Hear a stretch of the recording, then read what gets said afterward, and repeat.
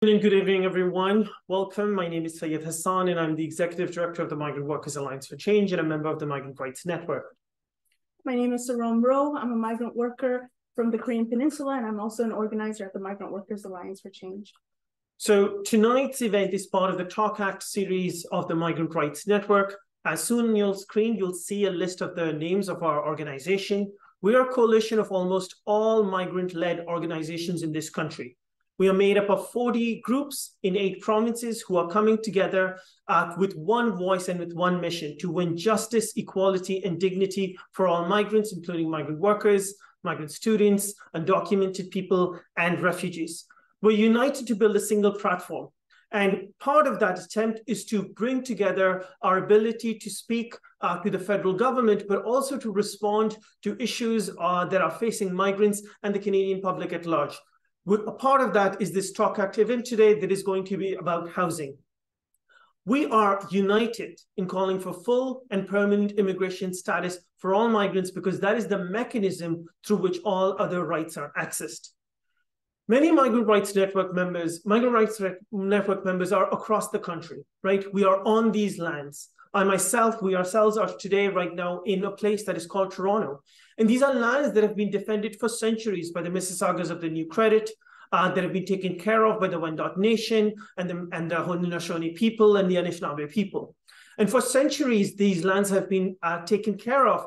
And so our work as migrants here is not simply to bring in migrants so that we can have equal rights under this country, under these countries' laws, if it continues to exploit and dispossess Indigenous people.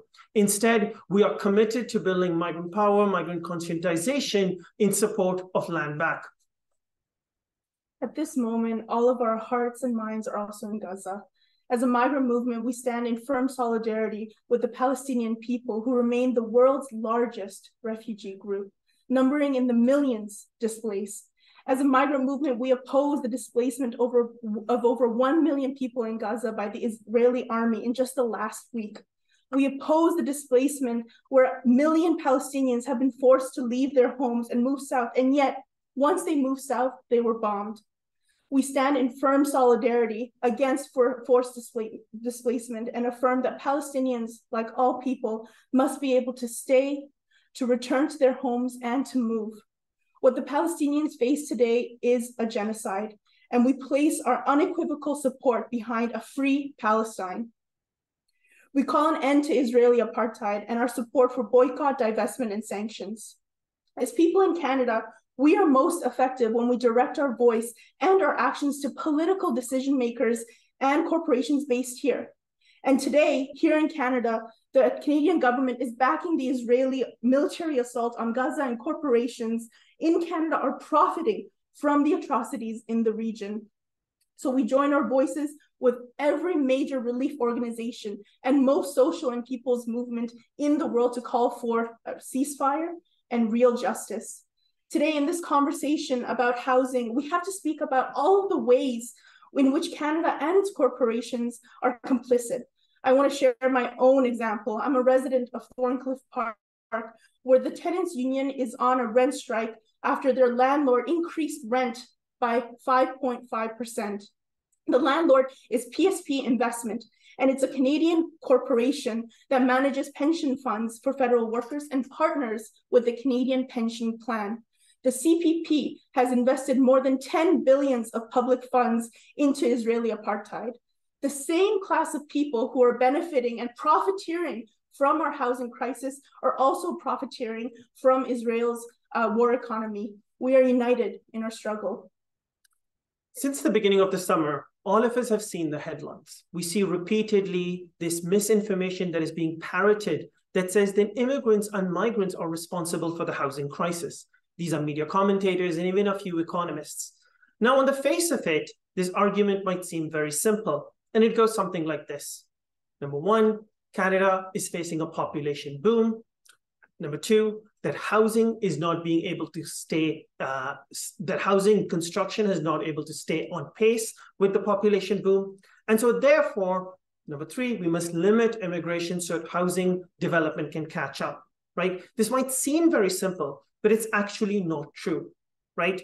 What we need to understand is that This logic only makes sense if you accept that we live in a society with, the so-called rules of supply and demand, and not in a society which is run by a few people who profit no matter what, and the ones who are extracting the wealth and exploiting people all the time. The reality is this, right? Number one, housing development has never been connected to the population. It's not like developers are looking at the population numbers and building housing accordingly. Simply put, what they're doing is they're trying to see if they can make the most profit. And recently, in recent reports, we have seen developers saying they're not going to build housing because despite the huge housing crisis, the huge amount of rent that they're charging from all of us, they're saying it's not enough profit, so they won't build more homes. Number two, rent is not in any way connected to demand. It is connected to simply the amount of profit that landlords think they can get away with. And this is not me saying this. Very recently, just last week, the deputy director of the Bank of Canada actually went on record and said corporations are raising prices even when they have no reason to do so because they think they can get away with it. We see this when we go and buy our groceries. We see this when we try to rent our houses. It's not because there's not enough supply and too much demand. It's simply because they are able to get away with it because they have more power. And thirdly, there is no massive increase in permanent immigration. It remains predictable. It has been hovering around 1 to 1.5% for decades now. But what we are seeing is an increase in temporary migration. These are migrant workers, migrant students, refugee claimants who come into their country year after year, living here, working here, but excluded from the most basic rights and protections, who when they speak up against abuse and exploitation, face deportation, eviction, and poverty. Many migrants live in employer-controlled and substandard housing. And right now, we must call for equal rights. We must call for permanent resident status for all migrants instead of calling for cuts to housing. Housing justice must include migrant justice because migrants are the people living in these houses. So if it's not immigration and it's not immigrants, who is responsible? And what do we do? In today's event, we have brought together organizers and experts from across the country to delve into this question. So we're going to begin with videos. We're going to begin with some videos of our migrant members who are going to be sharing their own experiences of the kinds of housing they live in. And after that, we're going to turn to tenant union organizers from across the country who will explain very, very clearly what fighting back in this moment looks like, how we can get to housing justice. And then we'll hear from two other experts who will also unveil the crisis, the real crisis of profit that is underlying all of this, and then the ways in which we must fight back. And then finally, we will turn to your questions. So please use the Q&A function in the webinar at the bottom of your screen to put in your questions, and we will try to get to them as much as possible. So let's get started. We're going to start with the video statements from migrants across the country who will share their experiences of housing. Hi, my name is Olabisi, and I would like to share with you what I experienced in my former apartment here in Canada. I migrated to Canada in 2018, and on June 4th, 2019, something mysterious happened to me in my own apartment. On the 4th of June, I went to work, doing afternoon shift, and I've gone to work, and I usually come back around 1 a.m. or approximately 1:15 a.m. So when I got home on that fateful day, I switched on the light, and I wanted to go to the bathroom. So on my way to the bathroom, I saw that my kitchen cabinet was opened. I saw something moving, crawling, trying to come out long, and this is a big python in my own apartment. So I quickly went upstairs. I called the lady. I knocked, and she opened. She called her dad, and her dad followed her. They followed me to my apartment. We took pictures. I called my landlord, but my landlord responded by telling me, "Oh, why are you afraid? He's just a pet." I was like, "Are you kidding me?" He said, "Go and sleep. Take your shower, go and sleep. Everything will be fine." I tried to get justice. I tried tribunal. I tried court. And since then, I've been on my own. My landlord knew that I was undocumented. And let us assume I have my papers. Such treatment will not have been rendered to me. We, the undocumented migrants, we are not responsible for the housing crisis in Canada. We, undocumented migrants, we are the one in crisis. I'm a migrant student worker and a member of MWEC. Recently, the federal government said the international students are causing the housing crisis, but this is not true. The reality is that we are some of the people who are the most impacted. Let me tell you about where my roommates and I live. The roof of the house leaks, damages our things. The kitchen is so small, there is no window in the kitchen, and we don't even have air conditioning in the hot summer. Some of us don't even have mattresses, but we still pay very expensive rent. My landlord knows we are international students, and when we asked her about this issue, she threatened she threatened us to call the police on us, and we don't feel safe in our home. We can't even properly unpack our things because we don't know where we will gonna live tomorrow. That's not fair, but we refuse to stay silent. Housing is a right. We need the power as tenants and renters to speak up for our rights, and for that we need permanent resident status for all. Thank you. Hello, my name is Lionel. I'm a Mexican farm worker. I'm a member of Migrant Workers Alliance for a Change. I have been working in Canada for several years. My first impression when I arrived to Canada was a little shocking because there was a cultural and language barrier. But overall, the most impressive thing was the house where I arrived. This house was provided by the employer for temporary agricultural workers. They are general houses in poor condition and with deficiencies. And we have to live there, overcrowded, share the facilities such as the kitchen and the bathroom, sometimes with more than 10 co-workers, and the fridge with over 5 people. Many times we find mice and pets in the house, but since it's owned by the same employer, they never do anything to repair them. Those houses look sad and old. Canadians don't want to live in those houses. They say it's unacceptable. Sometimes motorhomes or RVs adapt for housing. Service Canada does inspections, but I don't know how they can approve houses like that, even when they don't want to live in house like that. If we complain about that, or we say something more to the employer, they say you're not gonna be able to return here for the next season. That's why I'm inviting any member of the government to sleep only one night in the bunk bed in any farm in Canada.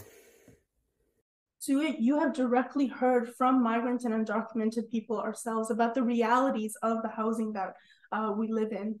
At the same time, you have also heard that we refuse to stay silent, and we are organizing every day. And we're also joining forces with other people, other working class people who are organizing in their communities. So I'm going to now introduce some amazing tenant organizers from across the country. First is Amy Darwish. She is a Montreal-based organizer with Comité d'Action de Parc Extension, or CAPE, and Solidarité Sans Frontières, which is also called Solidarity Across Borders. We also have Chiara Padovani, who is a social worker, Weston resident, and a founder of York South-Weston Tenants Union. We also have Jade joining from BC. Jade is a housing justice organizer working primarily in Vancouver's Chinatown, fighting against gentrification and racism, and with the Vancouver Tenants Union. I'll now pass it to Jade Ho. Everyone, it is very empowering to be in all of your presence with everything that's going on, and watching the video just now, I'm feeling a lot of anger and emotions, and I hope what I'm sharing today can help us feel inspiration and some motivation to organize together and win some things back. So my name is Jade, and you can also call me Yiqian. I'm speaking from the unceded territories of the Musqueam, Squamish, and Tsleil-Waututh people. I'm an international student at Simon Fraser University and a member of the Vancouver Tenants Union. So for those who are not very familiar with the Vancouver Tenants Union, we are a grassroots group made up of tenants fighting for housing justice in Vancouver Lower Mainland. We are a non-hierarchical, member-driven organization that focuses on direct action, democracy, and tenant organizing and empowerment. And we stand in firm solidarity with migrant workers and migrant students and the Status for All campaign. I also want to give a really quick shout out to my own union, the Teaching Support Staff Union at SFU right now, who are striking. Many of the TSSU members are migrant students who are underpaid and overworked teaching assistant and sessional instructors living in a city with one of the worst housing crises in Canada. I want to emphasize again that housing justice is fundamentally migrant justice. And as mentioned earlier, recently there has been some publications from, one from Global Mail and from CBC, try to lay the blame of housing crisis on the rising number of international students and propose a restriction of immigration, a solution to a crisis that is actually caused by greedy landlords, developers, essentially capitalists that see housing as profit-making machine instead of fundamental human rights. As migrants, we also witness in the videos, and a lot of us have also our own experience, how housing has been used as a tool to further exploit migrant workers and migrant students. We really desperately need a world with no border and no private property. And the only way to do that is by coming together, organize our collective power, and fight back. So here I would like to share with you a campaign that we have been building for the past 10 years in Vancouver's Chinatown. The developer and one of the biggest corporate landlords in Vancouver, BD Living, proposed to build a luxury condo on 105 Kiefer Street in Chinatown since 2014. Chinatown in Vancouver, just like Chinatown in Toronto and a lot of metropolitan cities, is an area that has experienced very high gentrification and displacement. And many of the low-income Chinese seniors, immigrant seniors, depend on this neighborhood for their survival. So together with the low-income Chinese tenants, we organized, and we were actually able to defeat BD Living's application 5 times from 2014 to 2017. Especially in 2017, we saw more than 200 people attending the Development Permit Board meeting to speak against BD's proposal. And as a result, the board actually denied the development application, something that hasn't happened in decades in Vancouver's history. After that meeting, we went to a debriefing. One of our seniors shared that she always thought that as Chinese immigrants, we need to keep our heads down and just take what is given. She never thought that our voice could be heard. But through this process, she now knows that we have a voice that needs to be heard, and she's not afraid of using that voice anymore. We actually have just gone through another round of organizing for 105 Kiefer Street this summer. And even though the developer received their development approval this time, the community is still fighting hard. When we received the news that BD Living is going back to the Development Permit Board in May this year, at the beginning, we were a little bit not sure if we can get the community together so fast, as the pandemic period has made organizing a bit harder. But in 2 weeks' time, we were able to knock on more than 200 doors in Chinatown and in the neighboring downtown East Side. And we called our own community council meeting. At this meeting, more than 500 low-income immigrant tenants and unhoused tenants came together, voted unanimously against the development, and voted for 100% social housing. This presence at this meeting was such a strong message to the developer and the capitalist elites that the low-income tenants are the residential foundation of Chinatown. And no matter what the city decides, they will be there to defend each other's homes. I think throughout this process of organizing, we saw three very important components. First is tenant empowerment. We needed to understand that we have the power to come together and direct our own housing conditions. In Vancouver, more than 50% of the people that are living here are tenants. We actually hold very strong political power. Second, there was also a very strong connection between migrants of different generations. We learned that the community care that we have always practiced in our own culture can be so powerful when it comes to organizing. And lastly, the solidarity with and from our Indigenous neighbors are crucial because we know that our survival depends on each other. The process of organizing and coming together can be challenging and messy and can be scary, but I know that we can do it and we must do it. So if you're in Vancouver, feel free to reach out to the Vancouver Tenants Union or a tenant union wherever you are. Or just start talking to other migrants or other people who are in your building and in your neighborhood. As the chant goes, when tenants are united, we cannot be defeated. Or as the Chinese senior will say, 团结力量大, united, we are powerful. Thank you. Thank you, Jade, so much. I always love hearing about organizing happening in other parts of the country and the province. And so my name is Chiara. I'm coming from the York Southwestern Tenant Union. We are located in Toronto in a northwest suburban area in Toronto. We're a member-based organization with 13 tenant associations and more than 5,000 members in an area known as York Southwestern. I'd like to share a little bit of our story as I go through three of our key organizing principles, because I always carry these with me when I am organizing against the housing crisis and organizing against housing exploitation in our neighborhood and in our city and in our province. And so the first principle that we use at the York Southwestern Tenant Union, the first organizing principle is you are not alone. Far too often, far too many people are facing housing insecurity, unaffordable rents, evictions, repairs not getting done. And too often we're made to feel like this is our fault. Like this is somehow some kind of individual failure, or we're being bad tenants, and that's why this is happening to us. But when we organize as a tenant union, what we are constantly showing our neighbors is that, in fact, they are not alone in these challenges, that you are not alone in these challenges. When you're feeling the weight of this year's rent increase and you're worried about how you're going to make, ends meet at the end of the month and pay that next rent bill, you're not alone. When you're, struggling with repairs and pests and molds that isn't getting addressed in your units, you are not alone. And if you're not alone, if these problems, if these issues are not just yours alone, you're not the only one facing them, and they're not individual problems, then of course you don't fight them on your own.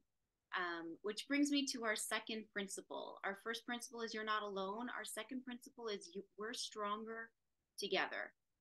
It's really scary to go to your landlord and try to, when you're behind on rent, or when this new rent increase means you're not going to be able to afford rent, or you've lost your job and you don't know how you're going to make ends meet. It's a very scary thing to do that by yourself with your landlord, because your landlord in that relationship holds all of the power. In fact, they have laws that help them hold that power over you. And how many of us have gone to our landlord and said, and our landlord has said, well, if you don't like it, move, right? It's very disempowering to try to address these things by yourself, but they are not individual problems. In fact, your neighbor next to you is just as worried about this rent increase and what's going to happen if they need to move. Where on earth are they going to find somewhere to live? Your neighbor down the hall is worried about the same thing. Your neighbor in The other side of the city is worried about the same thing. And as we see when we talk about Toronto to Vancouver, our neighbors in Vancouver are worried about the same thing. So these issues are not individual problems. And when we face them together, we are stronger together. We're stronger when we organize with our neighbors. We're stronger when we start a union or join a union in our building. We are stronger together. And I know that this may sound obvious to some people already involved in collective struggle, but I can say as an organizer, it's not obvious, because we're constantly being bombarded with messaging that is blaming the housing crisis on our neighbors who are new immigrants, who are migrants, who are refugees, international students, who are undocumented. And so this messaging tends to divide us, and that is intentional. It is intentional because our landlords know that we are stronger together. And instead of blaming the very actors who are excessively raising our rents and benefiting from the laws that let them get away with it, it is dividing us. And those actors are our landlords. Make no mistake, the person who and the entity that is deciding to increase your rents more than your wages, more than your pension, more than your social assistance, is your landlord. And these are the same actors who are bending over backwards to try and keep tenant unions or tenant associations out of their buildings. We've had landlords offer tenants $50 gift cards if they agree to not join our tenant union. We've had landlords try to intimidate tenants who have joined our tenant union by having security follow them around in their own buildings, by threatening them with legal action, by taking away their parking or trying to. And for the record, I will say the tenant union has fought back in every single one of those instances. It's all kinds of nonsense. But I want to say that they do this because our landlords know that we are indeed stronger together. And how do they know? They know because when we fight together, we win together. And that's our third principle at the York Southwestern Tenant Union. When we fight together, we win together. And I'm not just saying this to be inspiring or to get people motivated. I'm saying this because it's true.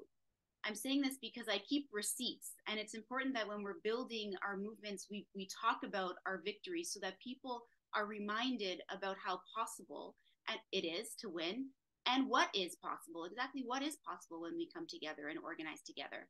And so I want to just share a little bit about those victories as a tenant union.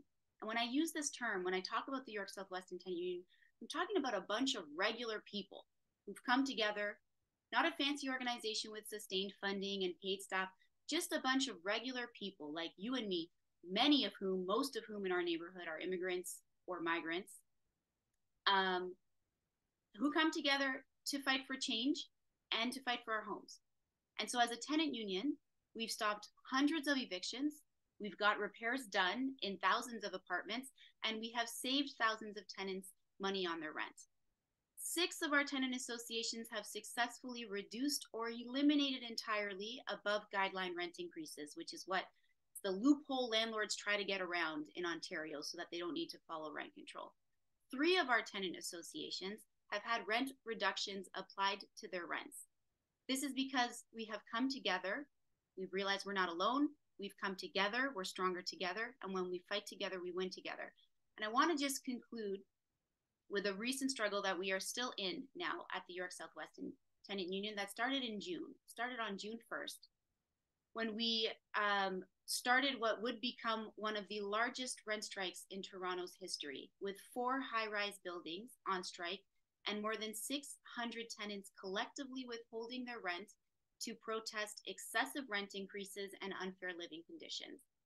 We're still fighting this fight, but I want to end with it as an example because it's through the practice of collective organizing that for some of our members who did believe at one point that immigrants were to blame for their housing hardships, now the same people are fighting side by side international students, refugees, undocumented people, immigrants who are leading these struggles in their own buildings, who have demonstrated through this collective struggle that actually, of course, immigrants aren't to blame for the housing crisis. In fact, it is with immigrants, undocumented, working class people that we are fighting back. And this is why the tenant union, the York Southwestern Tenant Union, completely stands behind and 100% gets behind the call for status for all, because we need to fight for both status for all to really achieve housing justice, we have seen that actually these are folks who are in the most vulnerable housing conditions. And so we are fully behind our friends at Migrant Justice Network and in calling for status for all immediately. And I want to just say that through this rent strike, instead of scapegoating and falling into this trap of letting this divide us, what these struggles are actually about is getting to the root of the housing crisis. And that is without a doubt corporate greed and the laws that facilitate it. So how do we fix the housing crisis in this city, in my neighborhood, in this country? It is through organizing, because you're stronger, you're not alone, you're stronger together, and when we fight together, we win together. I'm going to add a link in the chat because we want to keep this conversation going about fighting for housing justice and organizing together. So we'd love to keep that going with everybody who's attended, and would love to be connected. So thank you so much, and I'll pass it on to the next panelist. Hi, everyone. First of all, thanks for having me here today. It's really been great learning from everyone's struggles. So I'm with the Comité d'Action de Parc Extension. We're a housing committee that aims to support tenants in defending their housing rights in the neighborhood of Park Extension, which has historically been home to many working class immigrants, many of whom are undocumented or living with precarious status.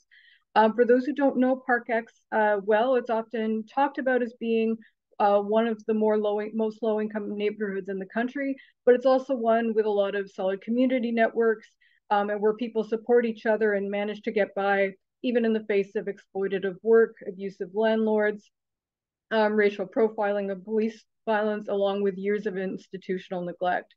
It's also a neighborhood that's been increasingly under an enormous amount of pressure around gentrification that started a few years back when the University of Montreal opened it's a new campus in the southern part of the neighborhood. Many years before that, tenants had sounded the alarm bells that the arrival of this campus would lead to gentrification and called for measures such as restricting evictions and building more social housing to counter it. Instead, both the campus and all levels of government instead rolled out the red carpet to developers and decided to try to abandon the neighborhood to real estate speculation. In a lot of ways, this was done very much in the name of revitalization, to say that Park X was a up-and-coming neighborhood and a trendy neighborhood. When we started to see rent skyrocket and evictions ramp up, tenants decided to take action to try to defend each other from evictions and to stop the erasure of the neighborhood entirely.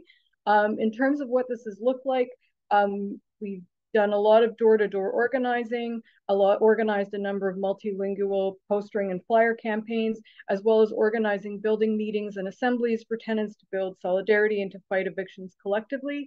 Over the past few years, tenants have also mobilized in large numbers for rallies and demonstrations to support neighbors who are facing abusive rent hikes, rent evictions, or harassment.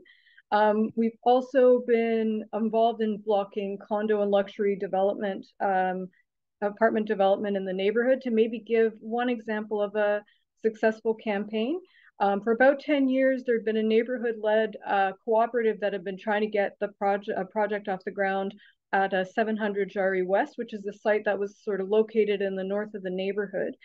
When we learned that the site had instead been sold to a real estate developer who wanted to build a massive luxury apartment project instead, tenants immediately took action. In the month that followed, we handed out flyers, we organized letter writing campaigns, held rallies, demonstrations, but most of all, occupations and disruptive actions.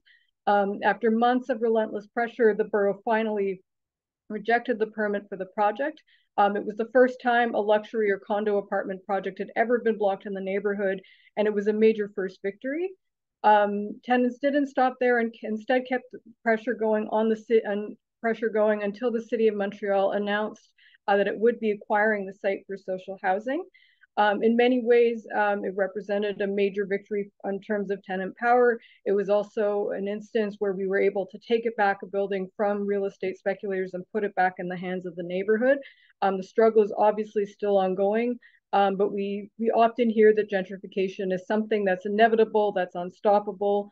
And I think these experiences have shown us that there are real gains that are possible when tenants unite.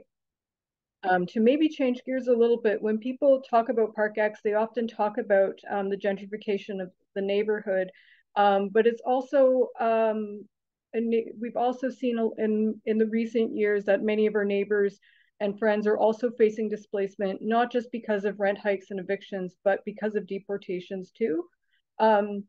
Over the past years, we've seen a lot of tenants in the neighborhood who are starting to get letters and convocations from the CBSA to let them know that their deportation proceedings are underway. As a result, the question of regularization has become kind of the defining neighborhood struggle over the past year. It's mobilizes far more community members than anything else. We've been involved in supporting the struggle because we've kind of come to the conclusion that you can't really talk about housing justice without status for all. We often think of having a roof over your head as being something that's a basic need, but for a lot of migrant tenants, being undocumented means that housing rights only exist on paper. A lot of undocumented tenants end up facing discrimination in the housing search and are at a disadvantage if they don't have identity documents or credit history. We've also seen a lot of cases where tenants have either hesitated to exercise their recourse over poor housing conditions, or even backed away from potentially winnable eviction cases out of fear that maybe their landlord will report them to the CBSA if there's a dispute that escalates between them. When tenants do lose their homes as a result of eviction, they don't have access to the kind of long-term support that would allow them to find another place to stay, in particular rent subsidies and emergency social housing. In fact, undocumented tenants can't access any kind of subsidized housing. So in Quebec, because of the exclusionary attribution criteria of the Société d'Habitation du Québec, which limits it to permanent citizens and residents alone. At every step, being undocumented limits your access to housing and complicates your efforts to defend your rights. Ultimately, what this ends up meaning is that often migrants are more likely to live in poor conditions, to pay more of their income in rent, and accept precarious and exploitative work just to be able to survive. While it's clear that undocumented migrants are often those who are hit hardest by the housing crisis, what we often hear instead is that the housing crisis is actually aggravated by their arrival. Many of my comrades here have already talked about it, but just to reiterate, this not only scapegoats and stigmatizes migrants, but it's also false. For example, rents in Quebec really started to soar in 2020 when the border was virtually closed because of the pandemic. Also, we've seen the housing crisis be at its worst in regions like Lanaudière and Saguenay in Quebec, where very few migrants actually live. I think what this tells us is that if rents and evictions are skyrocketing, it's because the interests of landlords and developers are allowed to prevail. If there's not enough social housing, it's because the Quebec government has refused to fund it for years.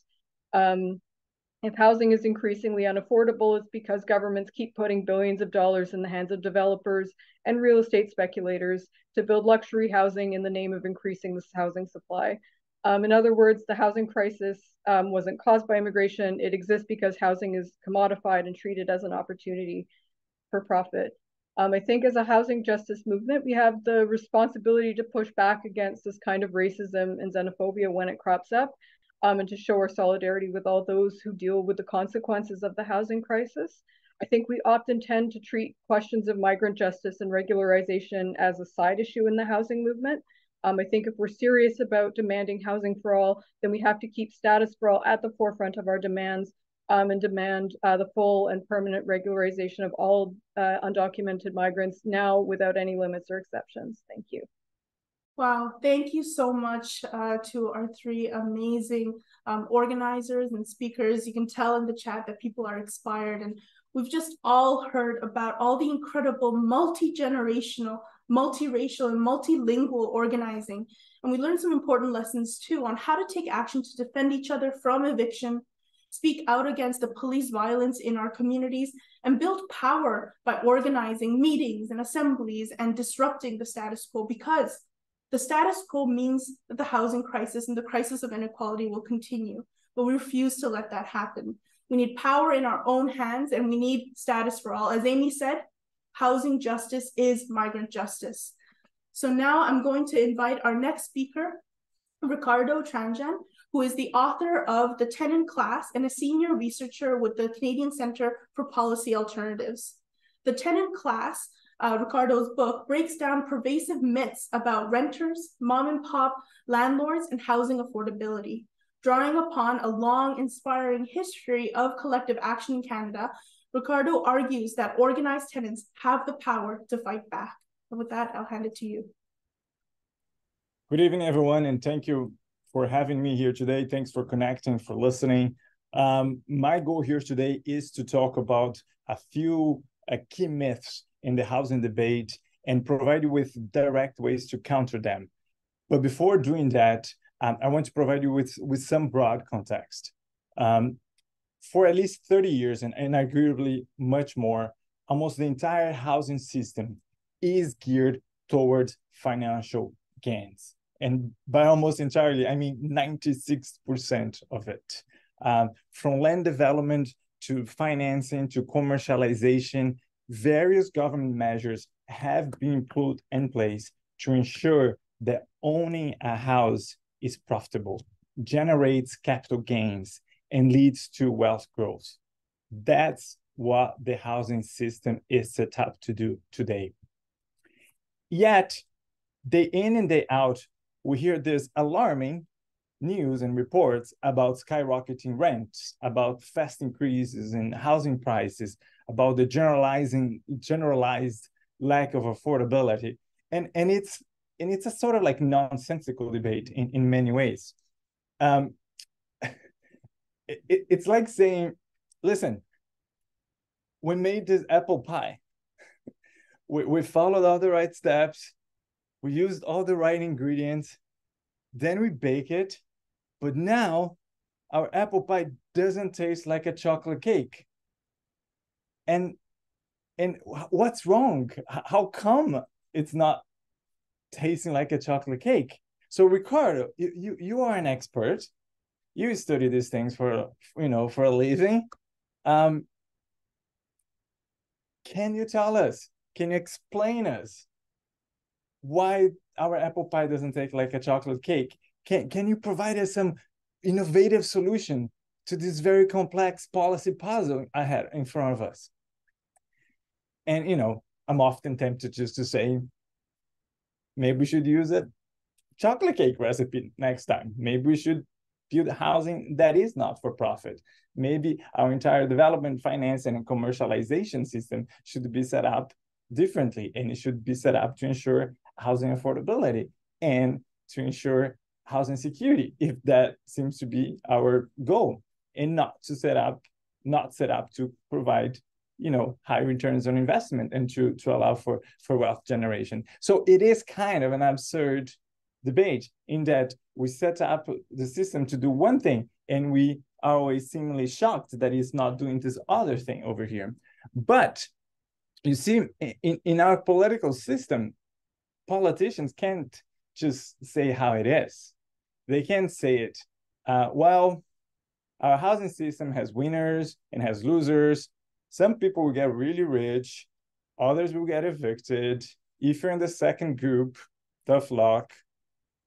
They can't say that, right? So we need some sort of explanation or justification to explain away this seemingly complex problem of lack of affordability. And that's where we rely on economics and on economists. We rely on them to help us to explain the problem away. The entire economic thinking that informs public policy debates is based on this fundamental idea that markets work. Markets always achieve a balance over the long run. And this is very useful for our politicians, because whenever the failures of the market become too obvious or too widespread, and people start now, sort of raising these kinds of questions that we're raising here today, politicians will say, whoa, oops, wait, we understand something is out of place. It's not supposed to be like this. we probably have a little too much of something or too little of something, and we need to jump in and fix that. Of course, the question then is, what is that too much or too little of something? What's that something, right? Or who is that something? And that's where we start seeing the scapegoating, because we will never admit to the fact that the entire system is set up to do something else. So we have to kind of explain away what is seemingly temporary malfunctioning. So currently in Canada, to explain away the malfunctioning of the market system, we have two favorite scapegoats. One of them is municipal governments. We have this rhetoric now that municipal governments got on the way of developers who wanted to build more housing. So we didn't build more housing, and that's why they are so expensive.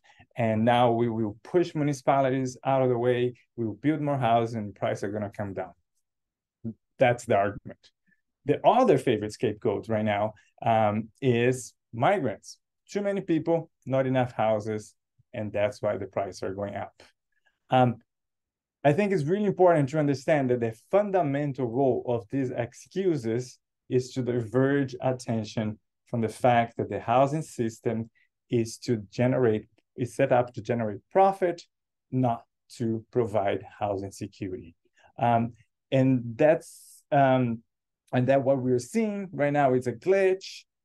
We're going to invite all the experts in the room. They're going to think really hard about this. We're going to come up with a policy solution, and everything is going to be better, right?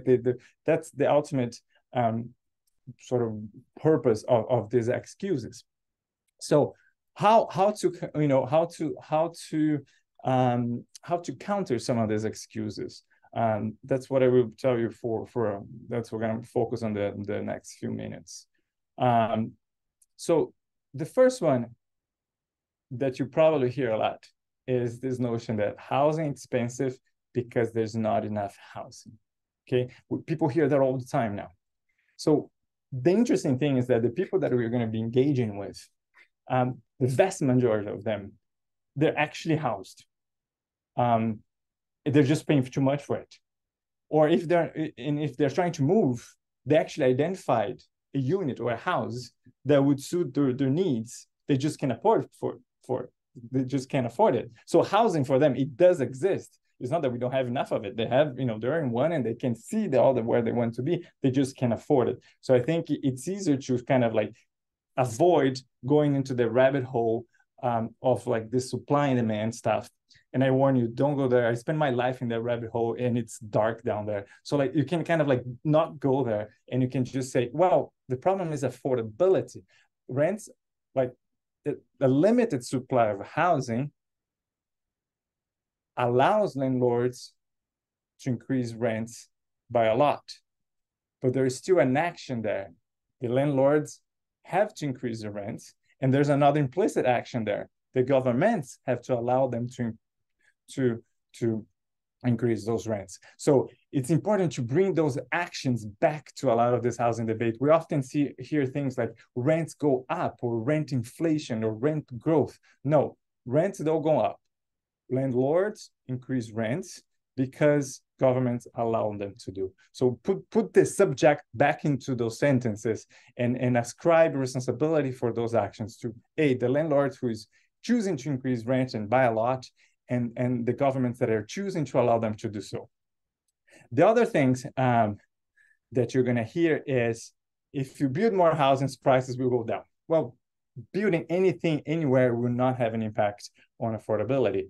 The only thing that will have an direct impact on affordability is more not-for-profit housing of various sorts, and rent controls that limited profits in the private sector.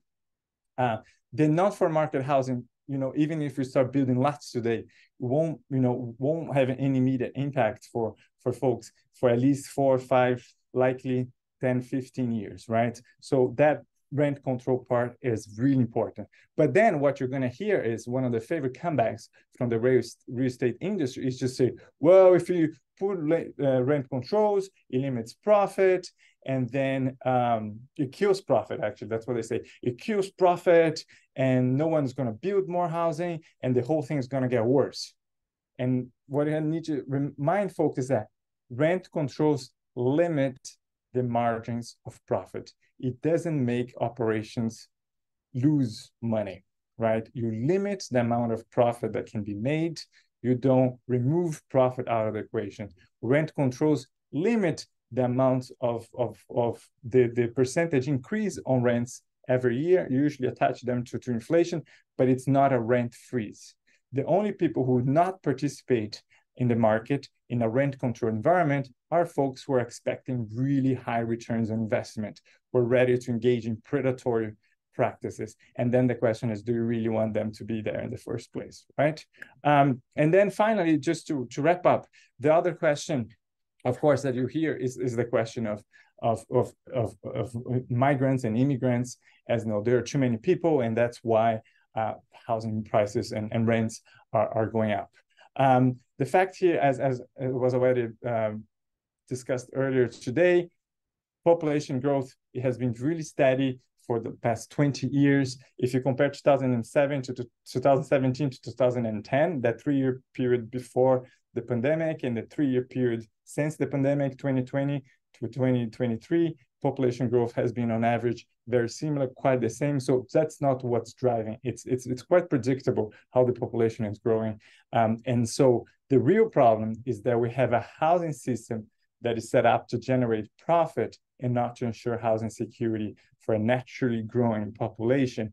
And then the real distinction, the one we really need to focus on, is on those who are profiting from the system and those who are not. And those who are not include young and old, white and racialized, and newcomers and Canadian born.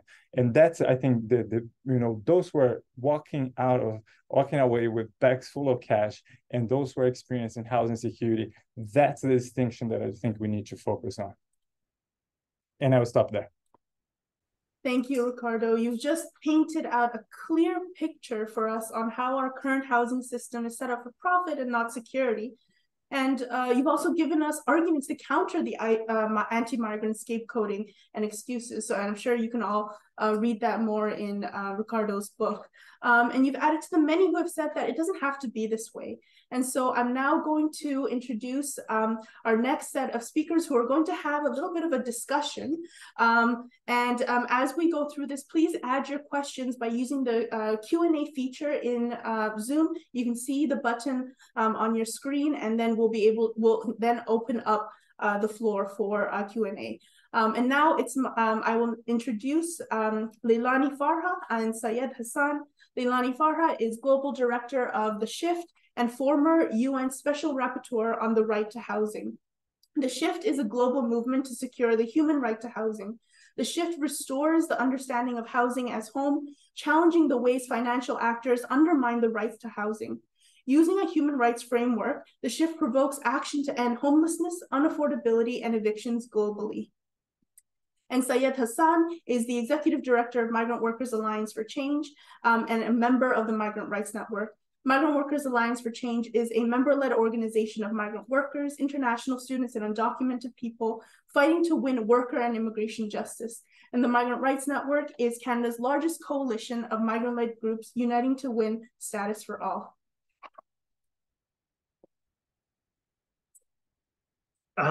Thank you. Hi, everyone. Welcome again.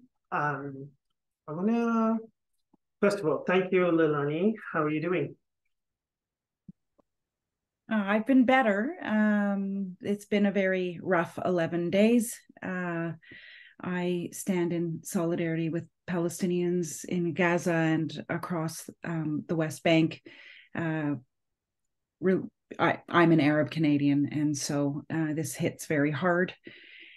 And me and my family were all traumatized, like I'm sure many people engaged in today's conversation. But I am pleased to be here, and I'll try to find my energy. Yeah. Thank you for saying that. And maybe we'll start there, actually. We'll start with the question of the international. I know we've been hearing a lot from organizers and experts in the Canadian conversation.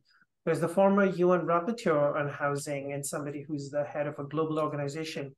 Could you maybe share some strategies that you see for housing justice from other places around the world?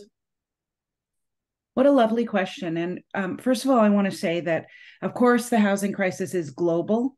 And of course, as Ricardo says in his book, it's not really a crisis. It is the natural outcome of a set of policies and laws that have been put into place that treat housing as an asset and not as a human right or a social good or whatever framework or language you want to use. And so what we're seeing in Canada is very much what I've seen everywhere around the world, and I mean everywhere. There really isn't a city out there where incomes are commensurate with the cost of housing. And so people are struggling everywhere. I will say Canada is on steroids. I mean, Canada really is an incredibly neoliberal, and I know I'm not supposed to use that terminology, but there's really no other terminology to use.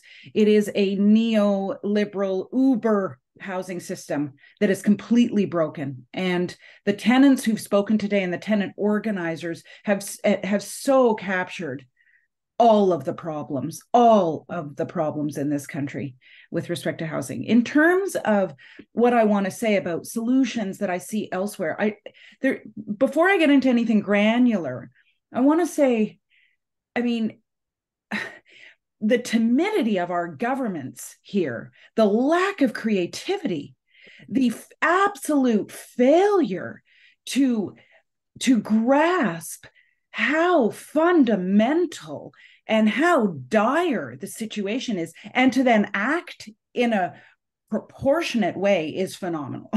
So what I'm seeing elsewhere is governments really trying to struggle with this, really trying to move forward to address the housing. Not all governments. And certainly I'm seeing the better activity at the local level. I can give you a smattering of things. One of the heartening things I've seen, and this would be across, let's say, Barcelona, Lisbon, and New York, is a real reckoning with short-term rental platforms that are gobbling up our potential long-term homes. And I mean, New York, everyone should just Google New York Airbnb and see what they have done recently. The most stringent rules around Airbnb. It has to be your residence, your principal residence, and you have to be home while you're renting out, and you can't rent out to more than 2 people. So, I mean, it's very, very strict, and it should have it's early days. It's just come in. And so it should have a radical impact. In Barcelona and in Lisbon, they've said any vacant units that have been vacant for, the timelines differ, but around 24 months, they are harnessing those units and using them for key workers. And they use different methods in Lisbon and Spain. In Barcelona, In Barcelona, they use a stick. If you don't cough up your unit, ... we shall expropriate and lease it out ourselves. And in Lisbon, they use more of a carrot. Come hither. If you come forward, we will give you some, payments and enhancements. So, but nevertheless, those are just a cup, that's just one very small way in which other cities, that's at city level, are doing some interesting things. I could go on. I mean, I'll say one more thing. Germany has recently suggested, and I don't know where it's at, I should have looked at that before coming on, but a 3-year rent freeze across the country, and a rent freeze for 3 years. So whether they manage to do that, I think it's still it hasn't come into but they're talking about it. Imagine talking about that here. We tried to during COVID. I mean, many of us, especially me, we were like railing on this stuff, and we got nowhere. Absolutely. I know I was in Berlin with the organizers who were going door knocking, trying to get, 1 million signatures on a petition that called for a cap on a freeze on rent. So absolutely a massive organizing push for control on rent, for control on Airbnb. You mentioned, of course, that there needs to be calls to the local government, and that seems to be working. I know that very recently, many of us saw that there was a coalition that was formed that presented its solutions to the federal government on housing that got a lot of media play. But I also know that you at the Shift, with other coalition partners, put forward a 5-point agenda in which you identified key areas. And I know it's a big platform, but if you could just share some of the highlights of what you are calling on the federal government in this 5-point platform. Yeah. So what you're talking about is the accord that was crafted between the Canadian Alliance to End Homelessness, an economist, Mike Moffat, and RealPAC, the association of all of Canada's institutional investor landlords across the country, all the folks that the other panelists are fighting against. And in that accord, basically they took an approach that what we need is to build. And I think Ricardo has sufficiently debunked that, so I won't get into that. But they gave those actors who are really contributing to unaffordability, evictions, unhabitability, et cetera, of housing, they really gave them carte blanche and said, let them go, give them low interest rate loans, let them build, give them a GST credit, et cetera, et cetera. And then they pivoted and said, and do some social stuff over here. So a group of us got together to challenge, not directly to challenge the accord, but to say, okay, wait, like we got to do things differently. And the reason many of you on this call wouldn't have seen that action plan was it ran aground, which is an interesting point about what's happening in Canada. There's a lot of polarization in the sector itself amongst those of us who say we're all trying to affect change. And it ran aground.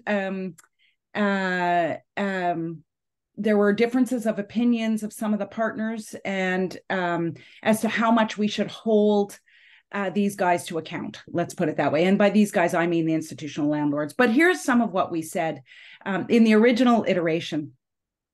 First of all, we talked about, and this is goes to what's happening in Berlin, or what was happening in Berlin. We suggested that the institutional landlords should be required to give up some of their units, a proportion of their portfolios, to social housing. And that the reason they should do that is because they get public dollars, handsome public dollars, to run their corporations, whether they're real estate investment trusts who don't pay corporate tax, or whether they're set up as some other asset management firm or whatever. They all get substantial public dollars in one way or another, whether it's through loans, whether it's through waiver of property taxes, whether it's through waiver of development fees, et cetera. So in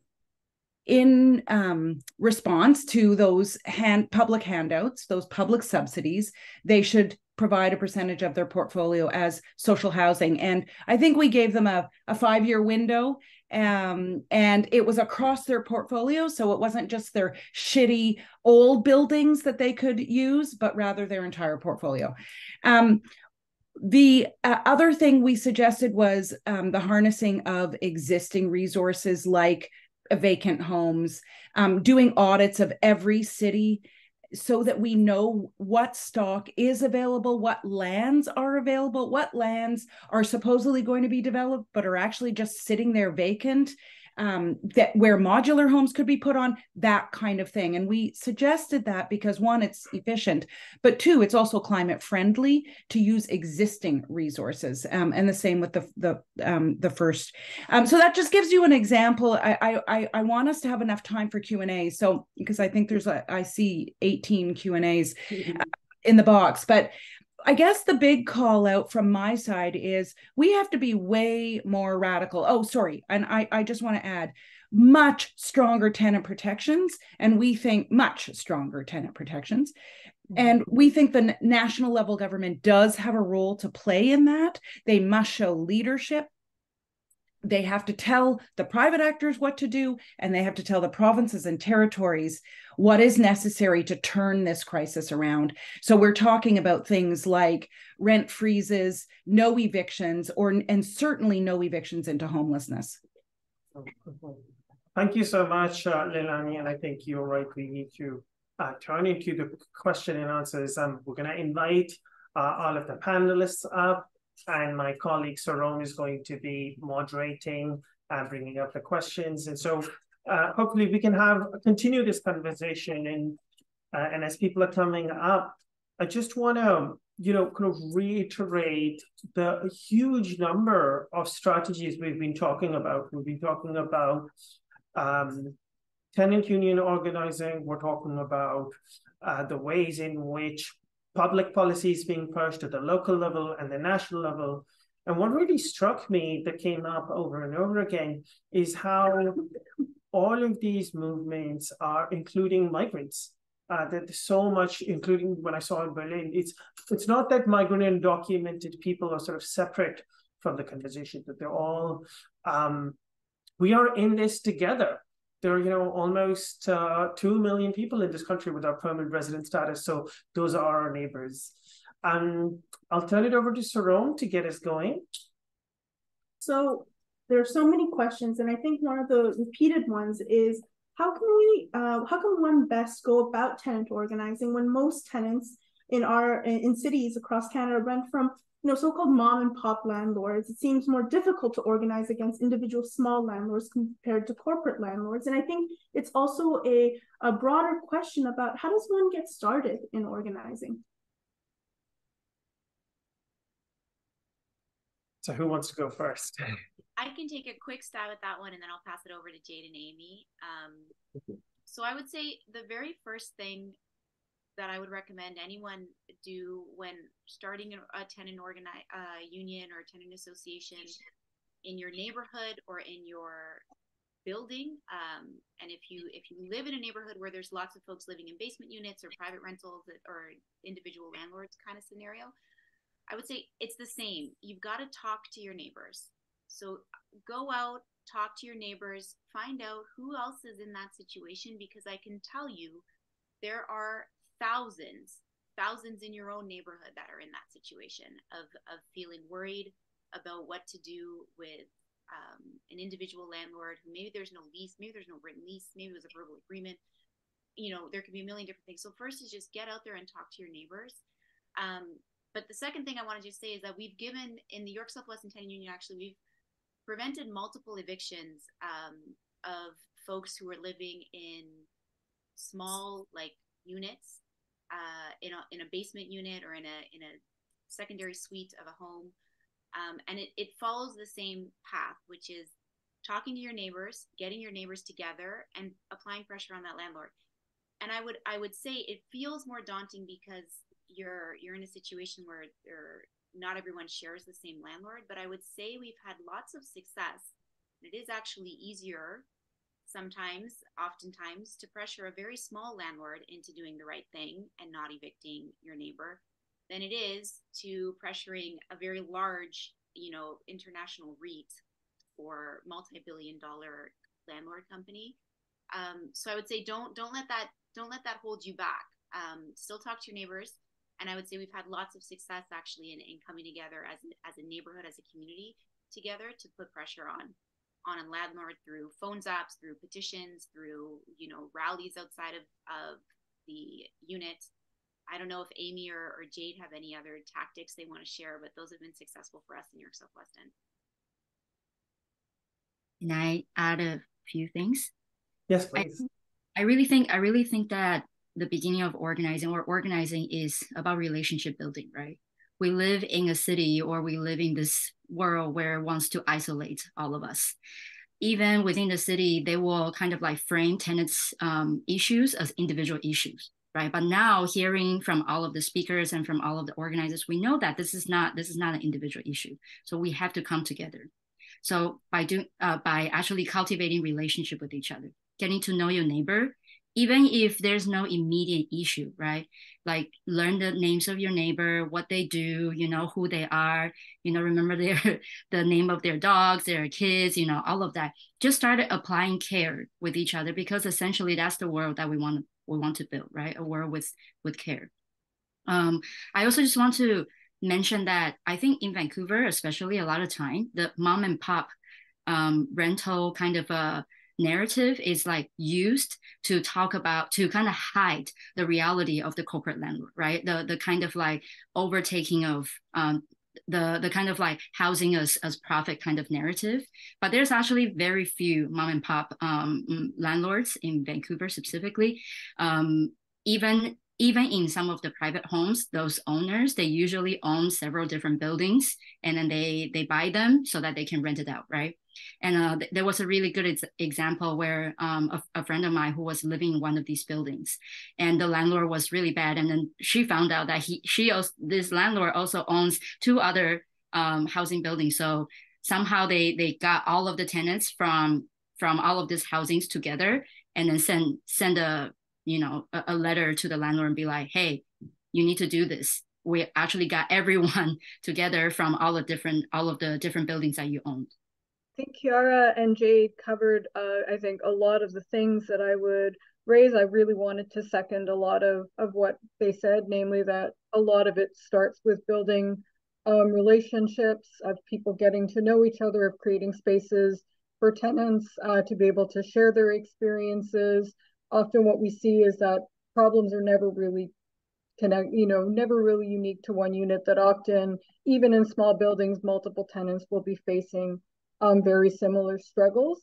I also agree with Jade that even with small land, like they're often just as exploitative as larger corporate landlords are, and in some instances are much easier to target and more sensitive to public pressure. For example, like rallies outside of their buildings, petitions and phones apps. Sometimes it's easier to reach them than a large corporate landlord that has a number that never gets checked, for example. So yeah, I agree that that campaigns targeting them can be very effective. Mm-hmm. I'll just call on Hassan, and then we'll move to the next question and bring more of our speakers in. I also wanted to share the example of migrant farm workers. I mean, I'm sure many of you have seen, and we showed the video at the beginning of migrant farm worker and the absolutely deplorable conditions that people live in, without drinking water, warehoused one on top of each other, unable to have any privacy, living next to pesticides, without heating or cooling or open windows, 4 bathrooms for a dozen people or more. And very few space to eat, to put away your clothes and your stuff, separated from your family. I mean, this is the condition of migrant farm worker housing. And these are people who are facing massive reprisals if they speak up. But we see all the time that even in those conditions, migrant farm workers are fighting back.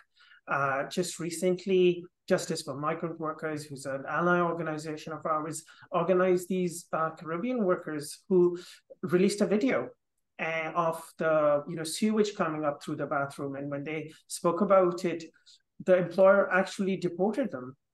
But yet from that same farm and from that same region, we see migrant farm workers still organizing and speaking up. And so, I think we're being led by migrants, and they're showing us that even when you're facing eviction, deportation, being banned from the country, you can speak up and you can win it. We've seen improvements in housing over the last 2 years as migrants have gone on strikes, have refused to, work just to get their housing improved. And there's been a massive fight to get federal national housing standards implemented, and we will win it because migrants are organizing. So we have another question, which is, how do we push back against mainstream media like radio or TV, newspapers? And, some folks are also hearing this come up in, I think a person said, the Union of BC Municipalities. So how do we push back? Great question. And without answering it at the outset, just to say that pushing back is really important and creating different narratives is really important. I guess in my own work, and I don't know how successful I've been, but I try to do two things. I do try to educate mainstream media. And I spend a lot of time having conversations, not so that I can be quoted or featured or whatever, but just simply to help journalists get their head around this stuff. Journalists are incredibly underpaid and scrambling often. And they often just, I mean, the supply side dominant narrative is just what it, I mean, they just eat it up, right? And Ricardo has done a lot of work in trying to dispel this, like supply is going to be the answer. So hopefully Ricardo will take the floor too. But just to say, pushing back by providing other narratives is very important. And so I do that in two ways, through education of media, but also by putting out the shift. Like, we're kind of, media heavy. We try to put out alternative narratives. We have the benefit of having me having been in a documentary film called Push, which is an alternative narrative entirely. And so we have been able to use that. I have a podcast as well called Pushback Talk. So, but creating those different narratives is super important. And those of you in the trenches fighting this stuff have the narrative that we need, right? And the collectivity of your experiences is a narrative that we need. I think we probably need to work more closely together to figure out how to keep getting those alternative narratives out, but I'll cede the floor to others. Yes, similarly,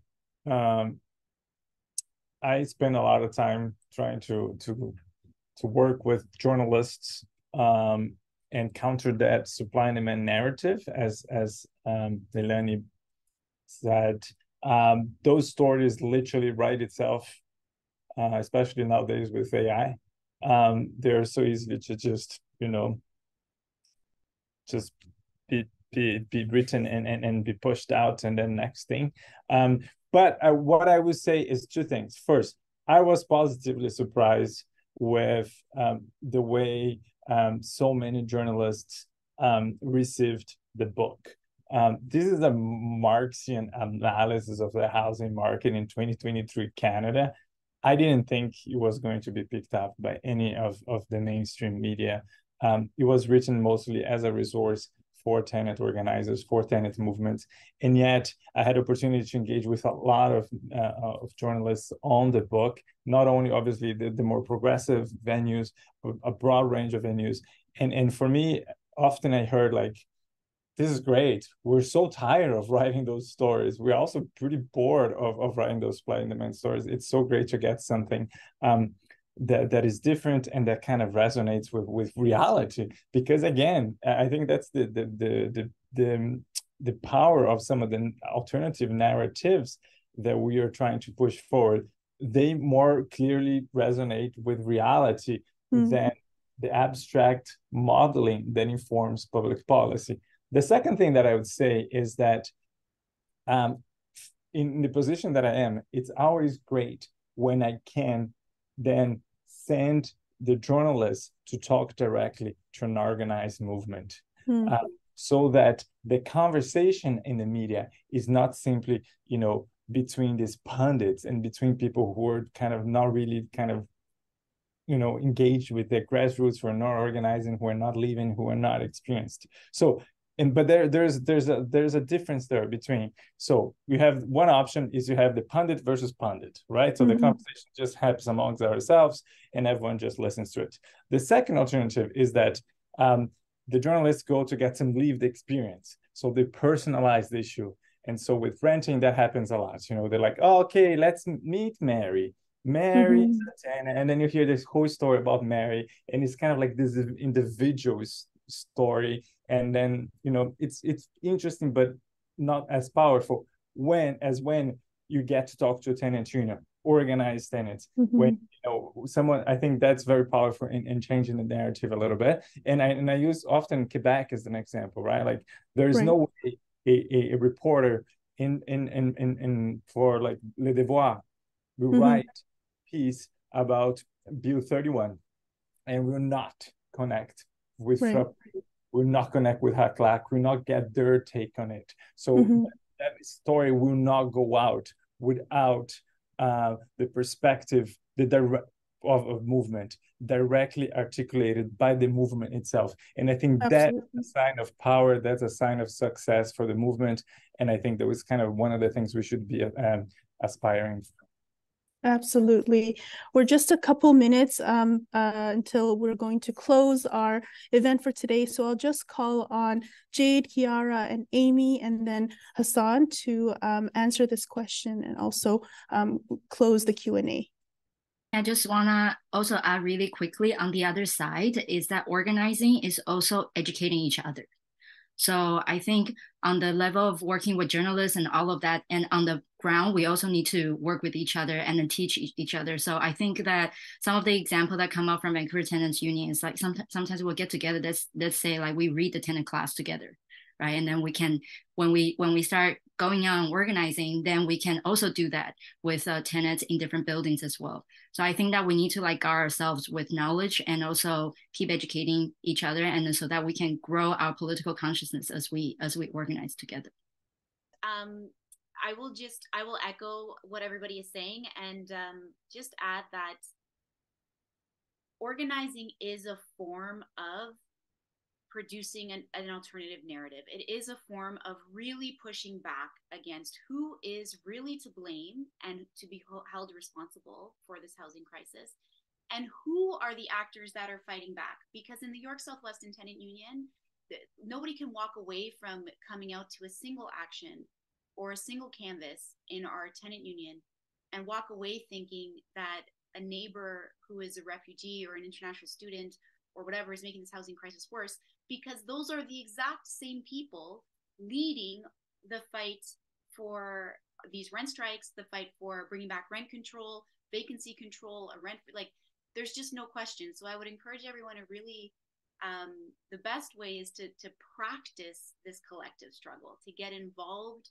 talk to your neighbors, and if you are looking for that first step or something to do and you're kind of lost because it seems like such a big problem, and this is a very big problem, but we are many.